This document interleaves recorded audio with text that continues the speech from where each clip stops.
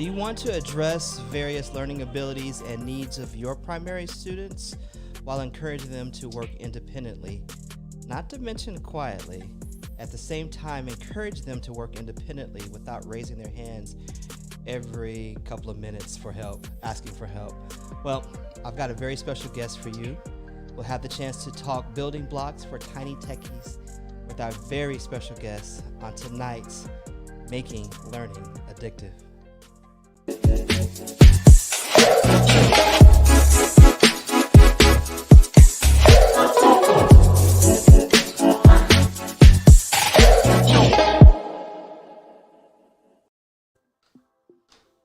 What's up, you guys? Thank you so much for joining us tonight on Making Learning Addictive. I know we've had a bit of a hiatus. Past the Scope EDU, we were doing the After the Bell series for that conference season from November, all the way up through February. So we were a little tied up with that. So I did a few shows in between, but I appreciate you joining us tonight. If it's live, that's great. If it's on replay, truly appreciate. Make sure that you do like and share, because that's how we actually learn from what it is that we're doing, so we can make sure it's better for you the next time.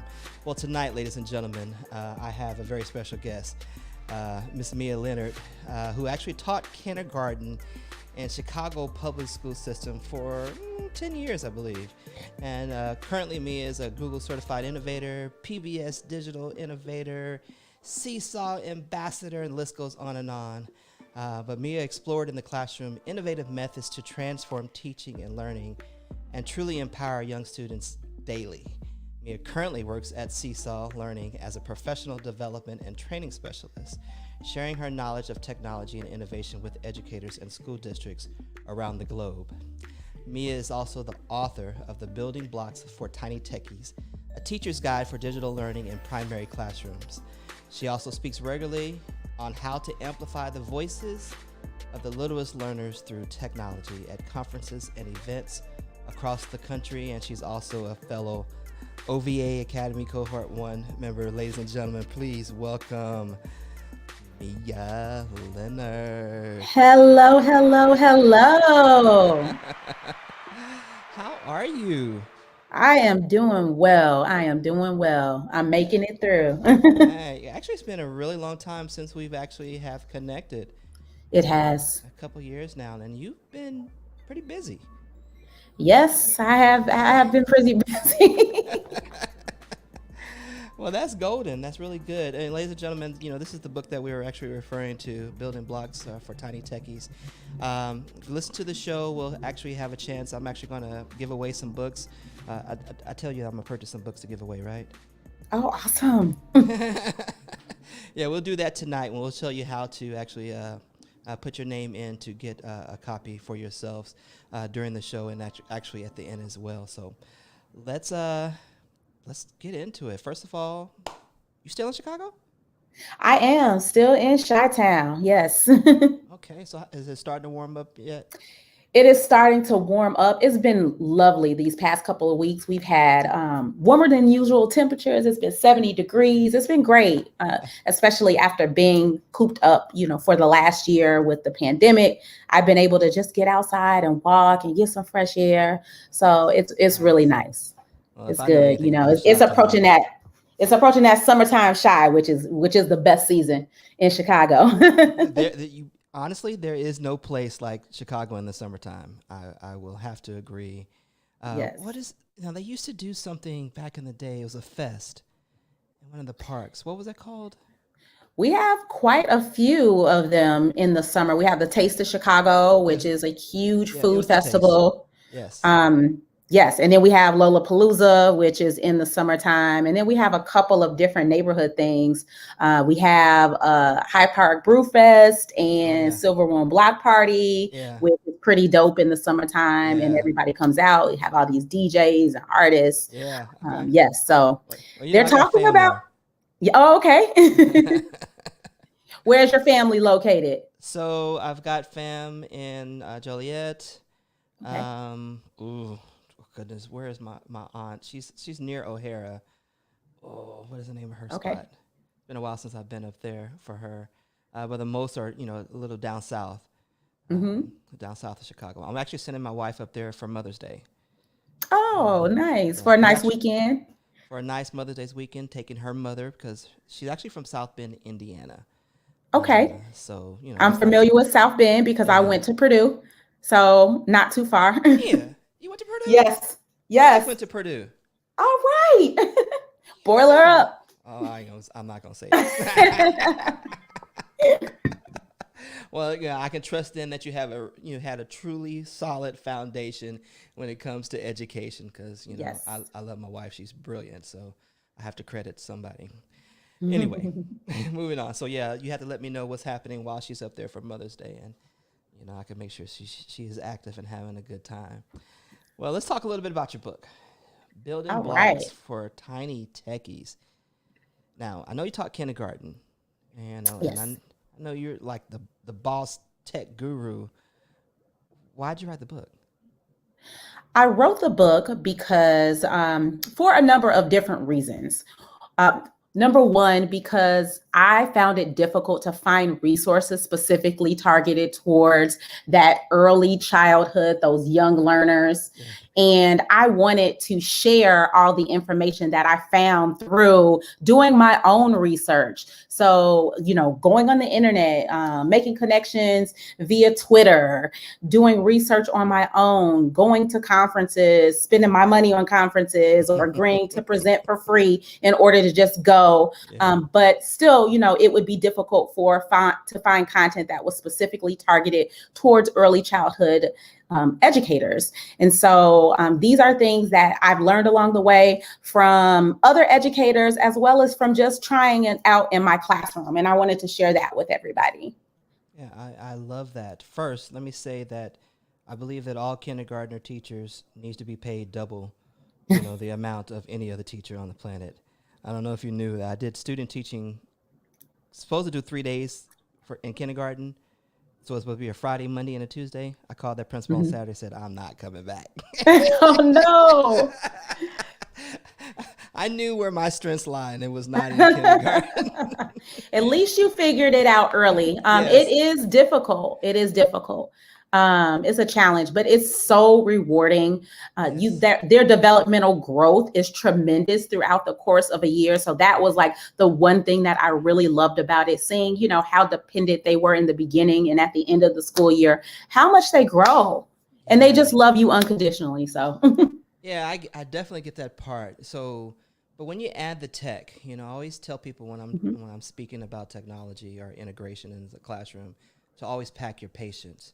But patience is a kindergarten teacher's, favorite word because you have to be very, very patient. So when you're trying to be intentional with with how you implement technology, what is the mindset that you're actually going through as you prepare for that? I think the mindset is that of a teacher of a primary student, an early childhood student anyway. Really just walking them through modeling, setting those explicit expectations for the little ones and guiding them through and doing that gradual release of responsibilities. We do this as primary educators anyway. We really take the time to make sure that we set expectations, that we model, we give students a little bit of time to practice, guided practice before we actually release and have them do things independently. We do that in the classroom. I would do that before I had devices. And once I did get the devices, I would do that the same way, that same approach. Gotcha. Excellent. Well, in your book, you begin with part one, setting up and preparing kids to work together. And we've all been in the grocery store and we've seen, that young kid, well, the parents giving them a device, an iPad or a phone to babysit them while they're trying to get their grocery shopping done. And many of us are in awe or just to say wow to see how they are manipulating, those devices. And then we make the assumption that when they come to school, they know how to use the technology, academically. So you Correct. begin from the get-go about how to set up and how to get ready for this phenomenon to, kind of dispel that particular theory. Yes. although they're digital natives, right? They are, you probably know this. They are so in tune with technology. Like you mentioned, they don't necessarily know how to use it in an academic setting, but they're excited about the technology. So that's one thing that you can definitely draw upon. So when I introduce the technology at the beginning of the year, I do a number of things before I even put it in the hands of students to make sure that it will be easier for them to access during the day. So that's numbering. I had iPads in my classroom. Yeah. So what I would do is I would use a Post-it to write a number on the back of my devices, and I would assign each student their own device that it had a number on it. So this is your iPad is number 3, and you are going to be responsible for that device and taking care of it. Also, when I would distribute devices to students, having them set their own profile pictures. Like they love to take selfies on the phone. So taking a profile picture on the device so that it is on the screen, they can easily see, in addition to the number, they see their face. And this way, when you have students taking on other responsibilities, for example, I would have a student that would be the techie or table captains, and they would be responsible for getting the devices and bringing them to the table and passing them out. They might not necessarily, well, they will eventually memorize the numbers at the table, but initially they'll look at that picture and they'll say, this device belongs to this person. But everything from how I'm setting them out, where I'm storing them to ensure that it's easy access, the type of storage that I'm putting them in. So I would have them in bins with handles that my students could grip on both sides and would be easier for them to carry. Labeling the bins along to match the tables that the students were sitting at. So things like that, being intentional about all of that kind of back end setup. And then before even putting a device in students' hand, letting them know that, this is the technology that we're going to be using in our classroom. Everyone at the time at my school did not have those one-to-one devices. So emphasizing that, this is something special. This is a privilege that you guys get to have these devices, and you may use your iPad at home to play games. We're going to be playing games, but we're also going to be using it for learning as well. And then setting those expectations up front. How do we carry them? We use 2 hands, we hug it tight to make sure we don't drop. And we always walk with the iPads, and why we don't want to drink around when we're using our devices, because what will happen? So having those conversations with students so they really understand how valuable the technology is before setting it up. And then using things like books to talk about technology, talking about digital citizenship and safety online if you're using other applications, setting up those expectations for the apps. So, you're going to have somebody that's going to try to go online, right, and try to get on Disney or YouTube. So, talking about, the expectation and, what you should be working on. And what'll happen if, you're on something that you're not supposed to be on. Yeah. See, I mean, I like that intentionality, but it's actually double the time that you have to put in when you're working with primary students, when you are implementing technology pretty much near day one.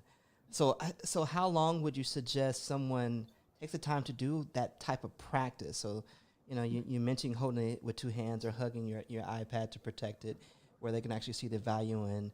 But I remember as a 5th grade teacher, I spent the first maybe 3 weeks practicing routines and expectations. Is it the same type of situation for kindergartners?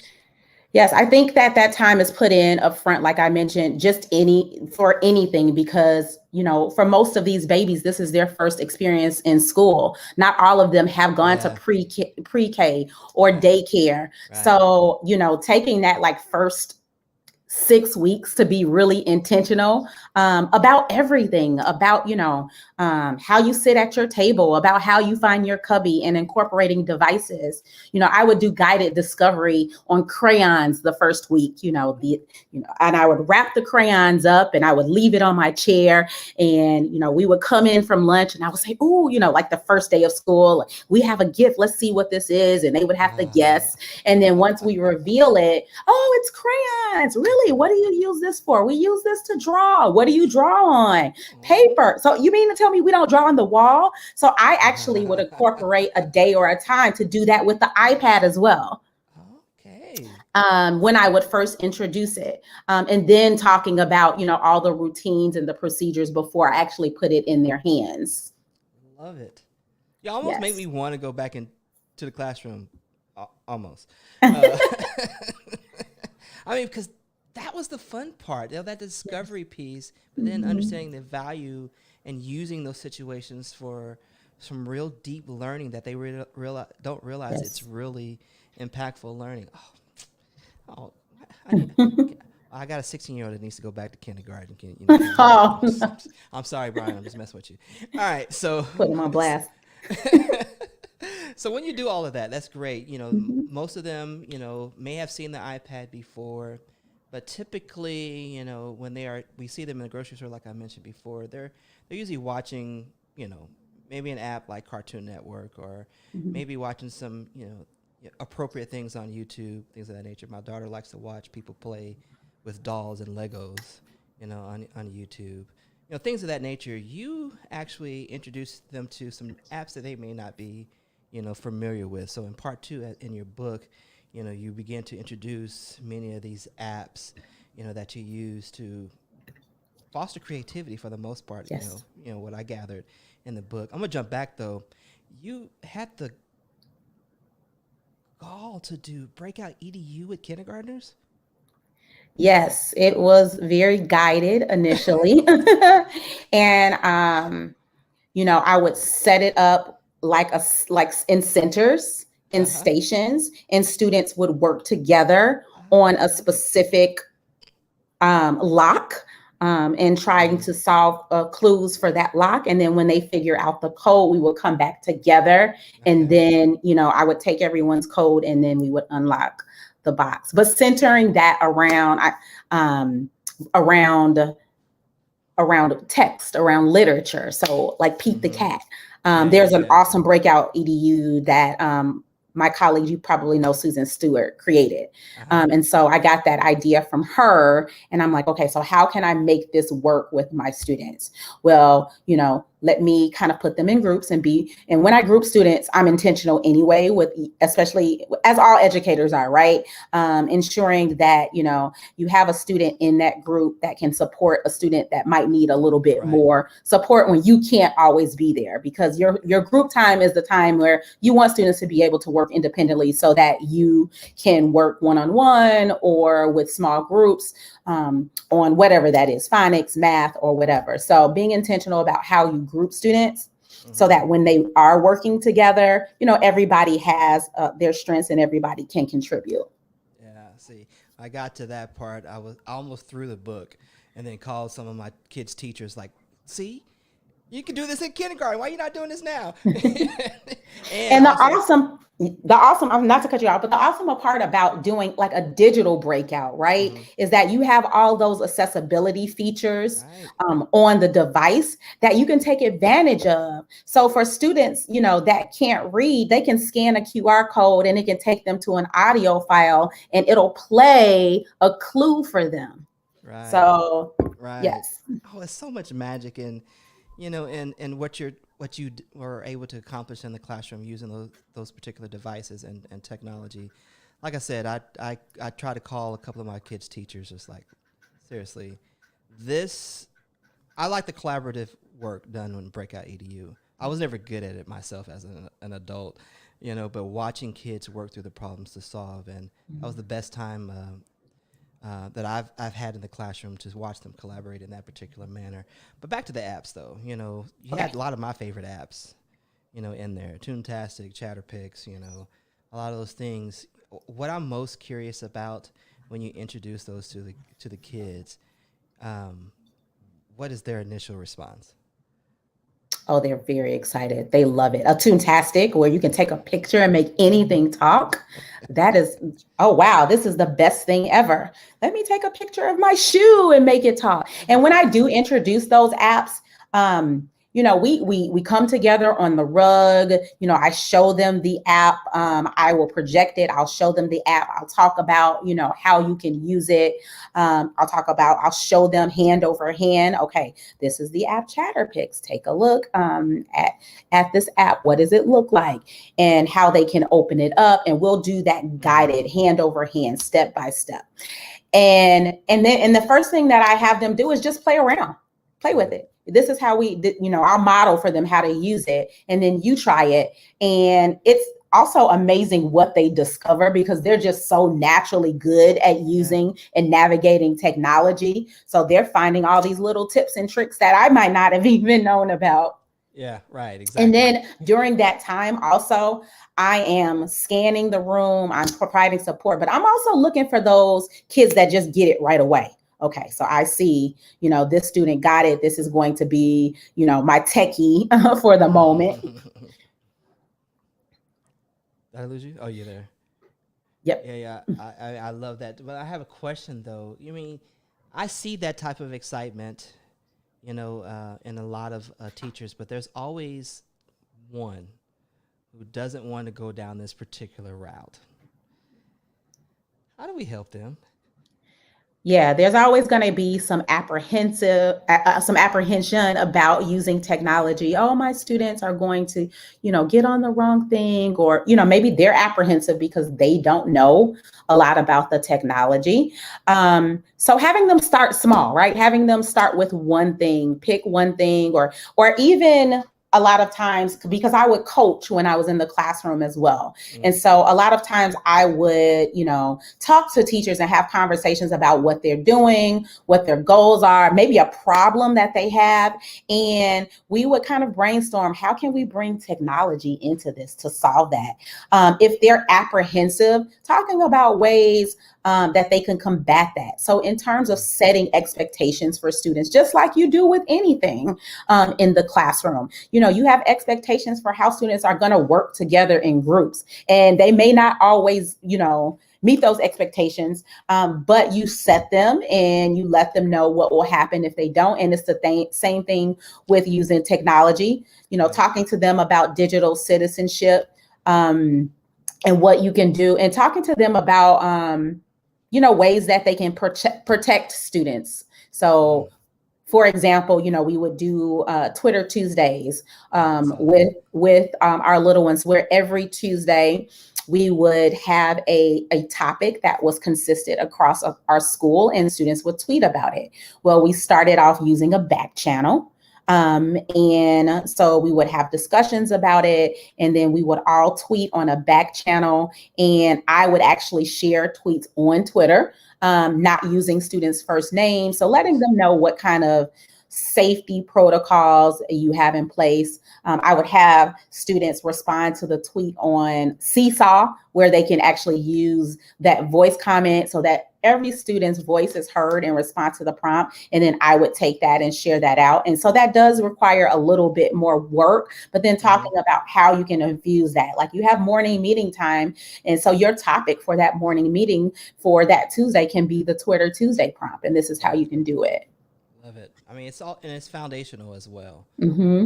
Social media is a very huge part of everyone's life. Yeah. Today you can't run from it. I mean, it's there in your face no matter what. Yes. And you can choose, what apps you want to be involved with, what platforms, and how much you want to share. But kids are curious. Yes. Another thing that I would do as well is I would come in and I would show those teachers, or we would buddy up. Let's do this project. I'll bring my devices and I'll show you, for teachers that were a little bit more reluctant, so that way they can see it in action. Yeah. So, I mean, I see that a lot, in your book. You talk about, a couple of you, getting together to come up with a project. When you buddy up, with a teacher to create something, do you tell your students that you're partnering with somebody so you can emulate, that type of collaboration, for them? as well? Yes, definitely. So typically, all of my technology implementation is driven around, teaching and curriculum and good developmental practices in instruction. So thinking about, what we are teaching in the classroom, whether that be academic based, whether that be social emotional development, and then kind of creating those projects around that. So yes, I would definitely let students know we are going to have a buddy classroom, and oftentimes it would be the same classroom throughout the year, so that they get to know the students. And a lot of them have older siblings in some of those classes, so they get really excited. They're like, Miss Leonard, there's my sister. And then the big siblings get really excited to show their little brothers and sisters or their little cousins how to use things. And this is a great way also to do some of those more complex technology projects, because the older kids are better at manipulating some things and putting some things together, but it still allows the little kids to participate as well. Yeah, and actually that benefits both of them. Yes, it does. So much. I absolutely love that. I kind of miss that my kids are older. They don't like, pointing each other out in school anymore. Well, first of all, take a break. Ladies and gentlemen, we are talking to Mia Leonard, author of Building Blocks for Tiny Techies. We will be giving away a couple of books as well tonight. But, me and my favorite chapter, of course, was the, over justice and activism. Big fan of what you were doing, and the exposure you were providing. How was that when talking about certain topics, with parents, because I know that at an early age, parents may not, they may be apprehensive about, modeling, an African-American historical figure, or whatever the case may be. That conversation needs to be had in the with those parents. How do you go about, having that to where they are on your side in regards to, implementing it in your classroom? I think first, just letting parents know kind of the why behind it. For me in particular, teaching in a school that's predominantly African American, where, just as a society, we see a lot of negative images. We need to show students the beauty of their heritage and their history. So explaining the why, but also showing parents how I would do that in a developmentally appropriate way. So sharing some of the books that I would be reading with students to cover those topics, or some of the activities that we would be doing in order to talk about Black history, or even some of the other current events. And also at times giving students the space to kind of bring that up as well, because, a lot of these things that are going on in our world today, we may think, oh, they're too young, they don't need to hear about this, but oftentimes they do hear about it. Yeah. And, they're wondering what's going on, but always letting parents know that, this is a conversation that will be had in a developmentally appropriate way. Okay, cool. Well, I have one of the quotes in your book from here. You said, little ones have a keen sense of fairness. I really want to know what happens when they become adults, But Right.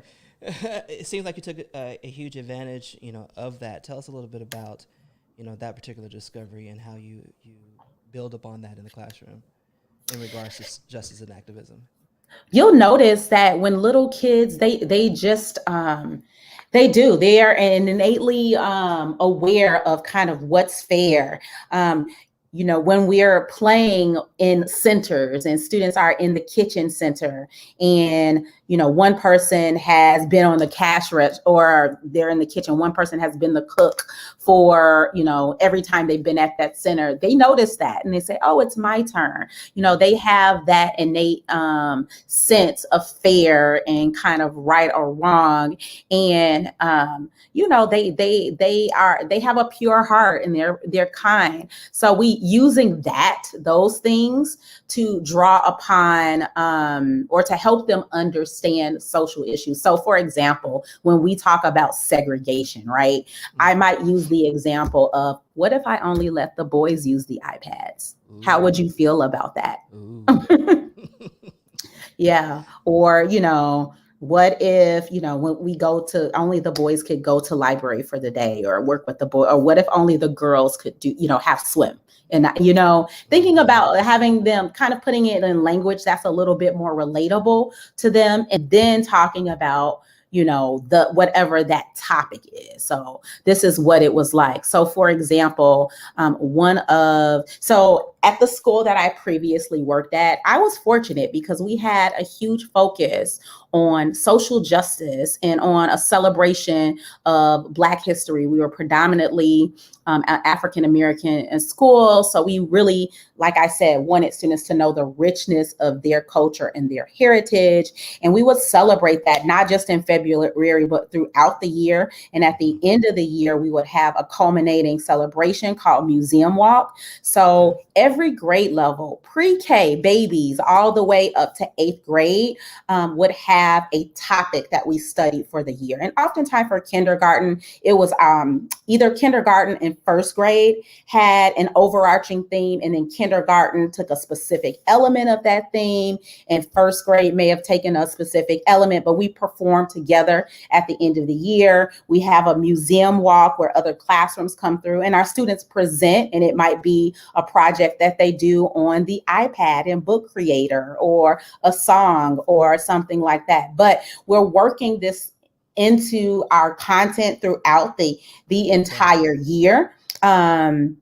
So that they're learning about it over and over, and they're developing a deeper understanding of that as well. And then we use art and technology to really demonstrate that learning and celebrate all that we learned. And a lot of times we also tie it into some sort of activism as well.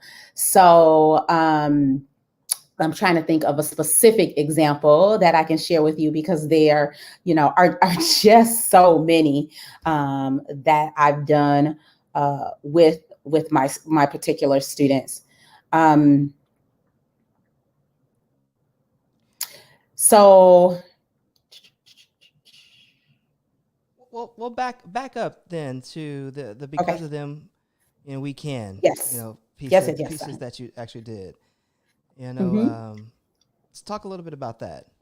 Yes. Okay.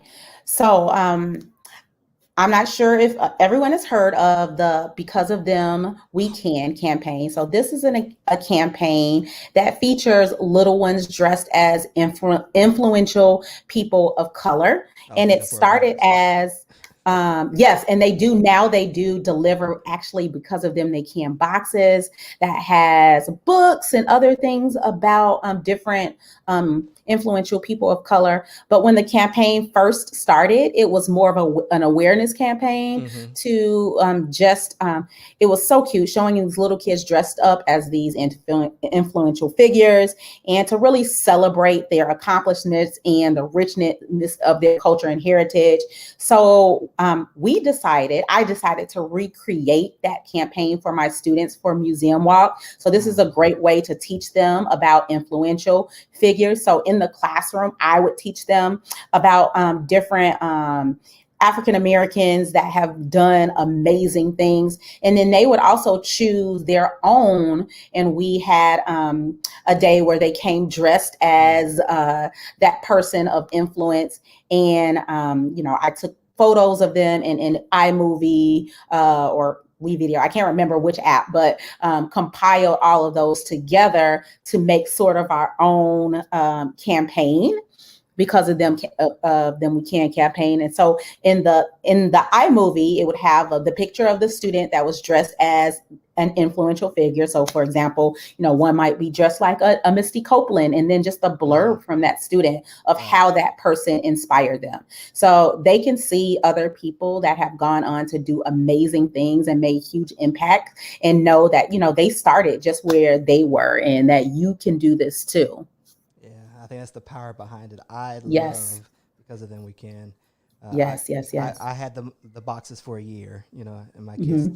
did all. I think the most incredible piece about this is when they can actually go out and see the application of it. For example, there was Hmm. a Black Wall Street version where they get to learn about Greenwood Yes. and taught them about finances, the whole Hmm. economic system, and then my kids got a chance to actually visit Greenwood Oh, that's and awesome. feel what really took place, and they really concentrated on the fact that here's this entire economic system of black folks, bankers, farmers, grocery stores, Hmm. lawyers. I mean, it was beautiful, regardless of what took place in the Tulsa massacre. Yeah. My kids picked up on the power of what they actually did, and because of them, they now realize that they can do so also. And Yes. what you're Yes. doing is also providing that same foundation and platform for your kiddos. I think that's beautiful. I really do. Yes. I love It that. I is. mean, my wife was like, "What are you over there, grinding about?" Because I was like really into it, and she was like, "I'm reading the book. Leave me alone."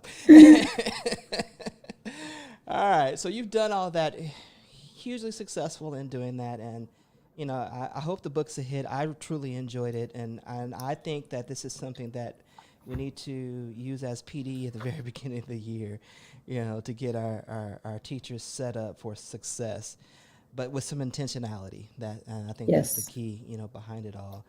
But you talked a whole lot about Seesaw in the book, Yes. and I'm gonna ask you this: Did your chapter in the book get you the job with Seesaw?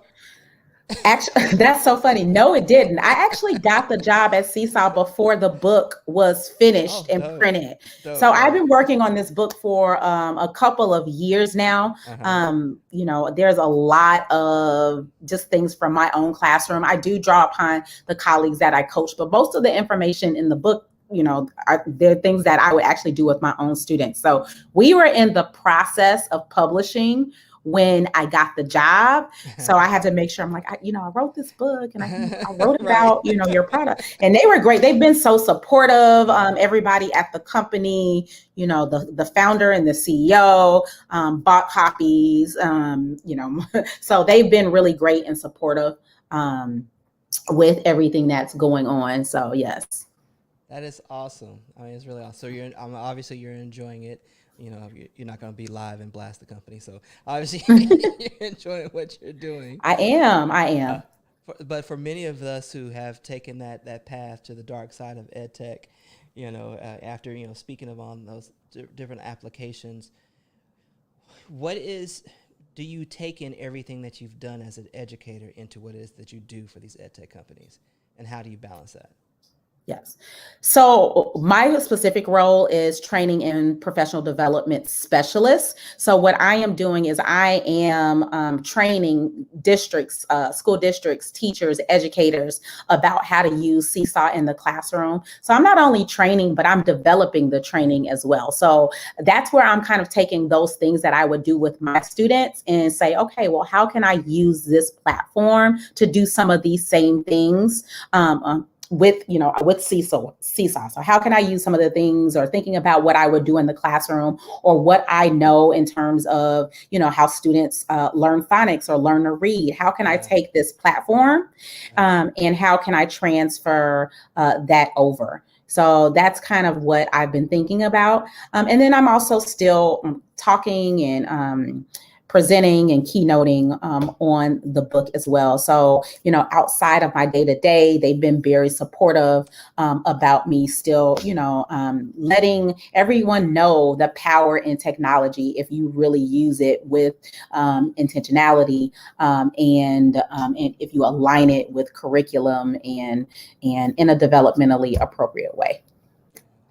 I'm very happy for you. I really, really am. It's exciting, and I think that's my favorite part about working, Yes. for my company is Yes.